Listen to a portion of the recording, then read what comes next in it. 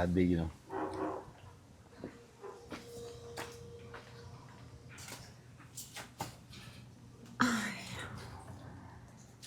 Então bora? Preparado? Não, mas a ideia era essa. É. Então vamos lá. Deixa eu largar o celular aqui, pra ele não tocar.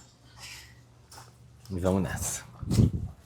Quando você escolhe um ingrediente local, o que você leva em conta em primeiro lugar? Olha, primeiro lugar que eu levo em conta é a forma de produção dele, né? Então, assim, eu procuro privilegiar pequenos produtores familiares, porque daí eles geralmente vão trabalhar com um método produtivo menos agressivo, tanto ao solo como a eles mesmos e principalmente ao ingrediente em si. Então, geralmente são famílias que primam pela atividade da agricultura orgânica, e então isso, né, eu prefiro ingredientes orgânicos aqui, como um todo. Então esse é um dos principais, assim, o primeiro, né? Agora, claro que existem outros também pontos que pegam distância, né, em relação ao restaurante, assim, quanto mais próximo para mim melhor. Não só por uma questão de frescor e também disso, assim, que, né, viaja menos, então vai ser menos exposto a riscos de bater e tal, enfim. Mas também pela emissão de carbono, assim, quanto mais próximo, menos emissão de carbono, mais ecologicamente correto e mais a minha cara. E por que você escolheu, como chefe, atuar com alimentos que vêm da terra e que seguem toda essa cartilha que você sempre traz nas suas falas? Então, isso está muito relacionado com a minha criação, né? Eu sou de ascendência italiana, pelo lado da minha mãe ali, e italiano ama comer, né? A gente com ama certeza. comer, a gente come muito, a gente adora. Sempre, as reuniões em volta da mesa e tal. E a nona, né, a avó da minha mãe, assim, ela é sítio, a zona rural, então, assim, produzia tudo lá, ela criava as galinhas que a gente comia na galhada com polenta do domingo, entendeu? O milho ela cultivava lá, ela fazia o fubá, ela fazia tudo. Então, eu não posso dizer que eu cresci no meio disso, porque eu ia lá ao final do ano, a gente passava lá algumas datas especiais e tal. A nona já morreu, então isso já é uma história que ficou na minha vida. Mas assim, a mãe trouxe isso para dentro de casa. A minha mãe foi vegetariana nos anos 90. Uau, inovadora. E minha mãe sempre foi muito contra os ultraprocessados. Sempre foi. E é até engraçado, assim, eu tava vendo na internet hoje de manhã, antes de treinar, eu tava vendo assim, tinha um negócio que falando, eu até salvei o post, que é um post bem feito e tal, com referenciais científicos e tal, eu salvo e vou conferir, né? Claro. E fala sobre essa questão da compra das indústrias alimentícias pela indústria tabagista. Você não sei se sabia disso, mas não. Dos anos 80, 70 começou essa grande virada, assim, né? Nas indústrias norte-americanas, mas isso é interessante porque a minha mãe já desde sempre olhava e falava assim, esses cheetos, essas coisas, não são feitos para vocês comerem e se alimentar, isso daí é para viciar vocês ficarem comendo. Então ela era daquela, sabe, a gente viajava muito de carro, cruzamos o Brasil de carro várias vezes. Então sempre, frutinha no carro, um pãozinho, ela... Pô, mamãe, você é demais. Com certeza uma forte referência para você ser o profissional que você é hoje. E minha sócia também aqui, né? Então ela sempre assim, orgânico, a gente consome orgânico em casa há 25 anos. Na época, antes de começar, quando começou essa história aqui, tinha uma feira, duas feiras, assim, eu lembro do Expedicionário, ele quando estava lançando a feira do Expedicionário, primeiro ano dela, a gente já conheceu. Então a gente sempre teve essa pegada. Não faria sentido eu abrir o meu negócio e não trazer o meu propósito. Claro. Eu como aqui todos os dias, né? Há 10 anos. Então, essa é a origem. É daí que veio esse meu propósito, é daí que nasceu essa minha cartilha, como tu disse. E você acha que o consumidor comum, e aí quando eu digo consumidor comum, a pessoa que não é tão ligada no conceito de orgânico ou de tudo que a gente traz aqui, ela sente isso no prato? Olha... Para ela sentir isso no prato, e isso é algo que perfaz a própria experiência gastronômica, ela tem que ter esse conhecimento. Se ela não tiver esse conhecimento, ela até vai sentir ali um gosto, sabe, uma pungência maior de cores, de sabores e tudo mais, mas não é algo que vai se sobressair a priori, porque realmente a experiência gastronômica, você nutrir, além de você só botar comida para dentro, né? Claro. Tá relacionado com conhecimento. Então, assim, o público, digamos assim, leigo, geral, assim,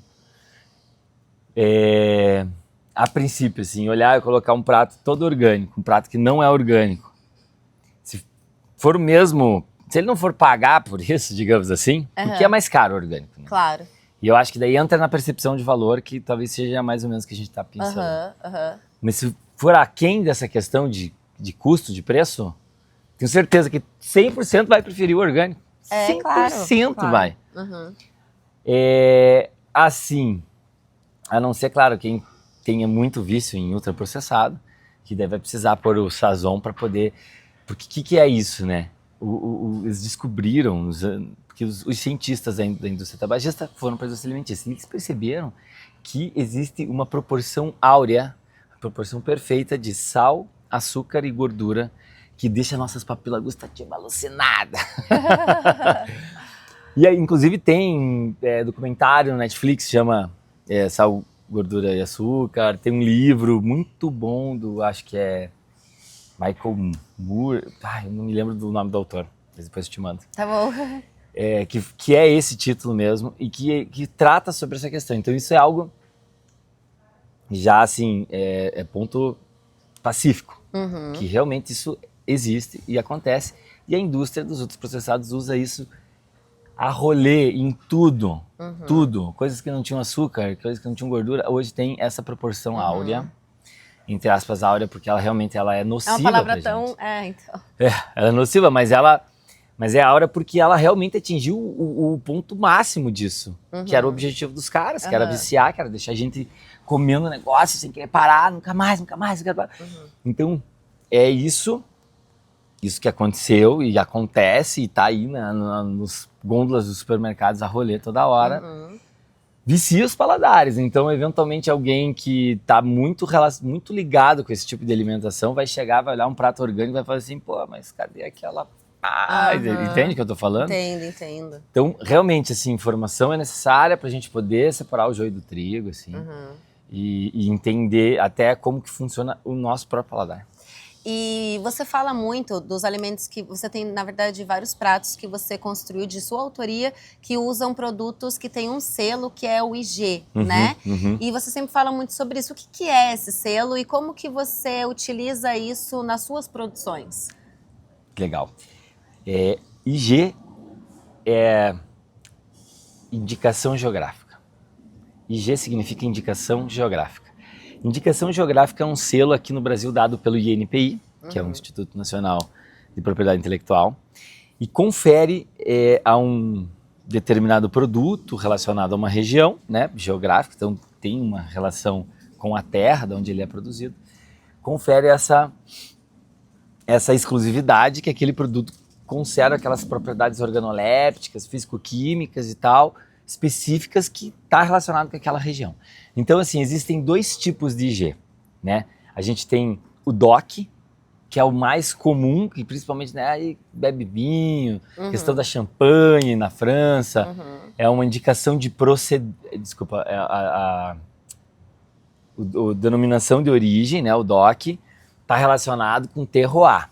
Então, significa que aquele microclima faz com que aquela uva tenha aquelas características específicas que só tem lá. Legal, entendi. Aí tem a indicação de procedência, que é uma certa fama de uma região por um produto. Entende? Por exemplo, bala de banana. Sim. A bala de banana aqui de Antonina é uma IG, que é uma indicação de procedência. A champanhe tem ambas, assim, tem algumas maison lá e que algumas casas de champanhe lá aqui tem o DOC, que é a denominação de origem controlada, mas a região de champanhe é uma indicação de procedência. Ambas são indicações geográficas. Aqui no Brasil, a gente está com esse projeto relativamente novo, né? Perto do que a Europa já está há décadas fazendo, assim, né? A gente está aqui, é novo, a gente está desenvolvendo isso não há muito tempo. E aqui o Paraná, isso eu tenho um orgulho enorme de falar, é o estado que mais tem IGs do Brasil. Que legal. A Mabel do Sebrae, minha grande amiga também, a Mabel, ela que puxa isso, encabeça, então ela faz bastante força para isso acontecer. E é legal porque daí ela busca a articulação, né, dos produtores. Claro. Com os chefs, Uhum. porque a gente precisa disso, né? Precisa conhecer os produtos. Eu sou pesquisador, né? Além de gastrônomo, enfim, chefe de cozinha e empresário, dono de restaurante, eu também sou formado em História, então é uma faculdade que me trouxe muito rigor técnico em pesquisa, em como entender, como pesquisar, como ir atrás de um conhecimento que é avalizado pela academia e tal.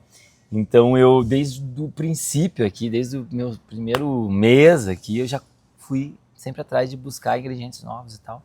E fui muito a morretes, muito. E aí eu fui descobrindo o IG, assim. Aqui a Mabel tem esse trabalho, aí tem um influencer aqui, o Rui Marshall, que também é um cara que sensacional, também fala um monte sobre isso, traz muita informação online. E a gente está, então, assim, num momento aí de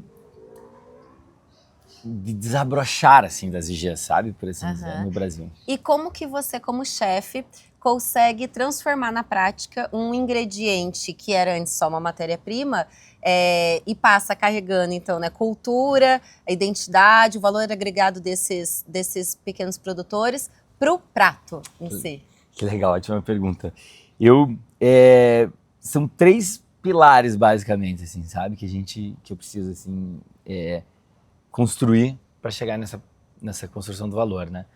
Primeiro é o prato em si, que então é a junção de sabores, aromas, e isso a gente sempre cria com base na nossa história, nas nossas experiências gastronômicas, e não existe experiência gastronômica perdida, até as ruins a gente é verdade, concordo.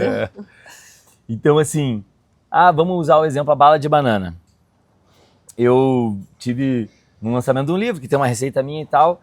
Quem fez o buffet lá de lançamento foi o Senac. E eu comi uma tilápia numa crosta com bala de banana. Achei deliciosa. Achei genial a ideia. O meu irmão, que foi o meu sócio aqui, que foi o cara que começou tudo isso, e no começo ele fazia um peixe com banana, que ele chamava de peixe delícia. E eu juntei uma coisa com a outra.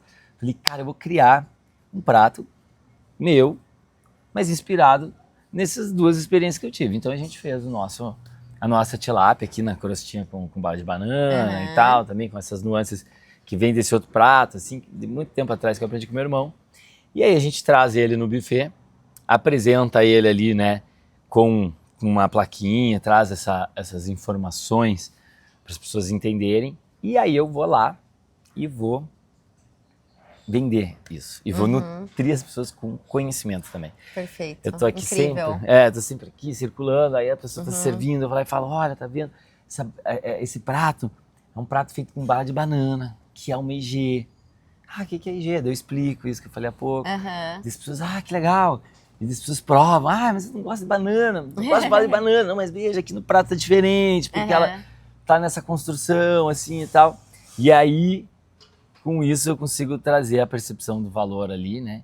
Juntando a informação, o prato que já foi construído com essa experiência, eu junto dessa maneira. Perfeito. E aí, pra gente fechar a nossa entrevista, se amanhã todos os restaurantes do Paraná decidissem priorizar ingredientes produzidos aqui, que transformação você acredita que isso geraria para os produtores, para a economia e para a identidade do nosso estado? Nossa, seria profundamente transformador, assim, né? Porque esse é um movimento necessário, esse é um movimento necessário, mas aí é um movimento que não acontece de uma hora para outra, né? Assim, é um movimento que já está acontecendo há muitos anos. A gente tem aqui grandes personalidades na nossa gastronomia local. O nosso Papa, né, que é o Celso Freire, um grande nome, uma figura maravilhosa, realmente é o nosso grande líder, assim, junto com o Manu Bufara, que é o nome que colocou Curitiba no mapa. Foi mesmo. A Manu, eu sou fã da Manu, a Manu é maravilhosa, um ser humano fantástico com poderes titânicos. E que também usa esses produtos. Usa, sim, ela puxa isso muito desde o princípio, né? Que tá tudo relacionado com com esse grande movimento gastronômico internacional, né? A Alex Atala, ela também é muito próxima dele, é próxima de gente gigantesca também. Popularizou muito, a gastronomia popularizou também, né? Graças a esses nomes. Isso, ela tá se transformando em algo de fato, né? Porque no Brasil, que existe uma grande diferença entre gastronomia e comer, né? Então, com certeza. Isso, gastronomia no Brasil é algo mais recente, deve ter aí no máximo, 60 anos, 50, 60 anos. É um movimento que vem lá do Copacabana Palace, é um movimento que vem com os chefes franceses, Laurent Sandor, Tuagro, essa galera. E aí vem vindo os nossos chefes locais, Mara Salles, vem, sabe, o Alex Atala, Edinho Engel e diversos chefes que trazem isso. E sempre nessas histórias, você pegar a Nouvelle Cuisine dos anos 50, francesa e tal, ela tá relacionada com produtos locais, com valorização dos nossos produtores, né, pequenos produtores, porque quando você tem um produto que é próximo, ele já vai ser melhor, né? Claro. Entende? Então, ele já é melhor por ser mais fresco, por agredir menos o meio ambiente, então por ter uma cadeia muito mais sustentável. E também vem do comportamento e da educação do próprio consumidor, né? Sim. De entender o valor disso e passar a priorizar isso para que esse mercado também possa continuar crescendo, né? É uma responsabilidade de todos, na verdade, envolvidos na sociedade. Com certeza. E a gente começa, né, os chefs, a gente justamente encampando essa batalha, trazendo essas bandeiras, sangrando, né? Eu falo isso, que a gente sangra na nossa própria carne, assim, né? Reduzindo as margens e tal, para a gente poder trazer esse produto para as pessoas entenderem, conhecerem. Porque também é assim que você ganha mercado, no final das contas. Com certeza. E daí, com isso, a partir desse movimento, aí a gente também consegue, às vezes, até baratear algumas coisas, porque daí você consegue dar criar uma cadeia produtiva interessante para essa galera aí que tá, às vezes não é fácil, né, gente? Tá lá no meio do mato aqui, ó, trabalhando e tal, né, na lida. Com certeza. Chefe, muito obrigada pela entrevista e que você continue usando os nossos produtos aqui paranaenses e levando eles para muitas pessoas terem experiências gastronômicas que você oferece. Muito obrigado, Jéssica. Um prazer, uma honra estar aqui. Muito obrigado pelo convite. E eu continuarei usando esses produtos sempre. É isso aí. Ótimo. Já deu boa? Já deu boa. Cara, Entra 3 minutos no ar.